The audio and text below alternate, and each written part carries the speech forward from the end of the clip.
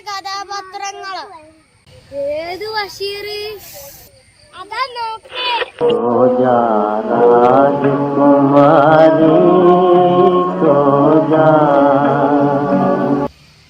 ഒന്നിനും വേദന ആക്കരുത്. എല്ലാരും ഈ ഭൂമിന്റെ അവകാശികളാ.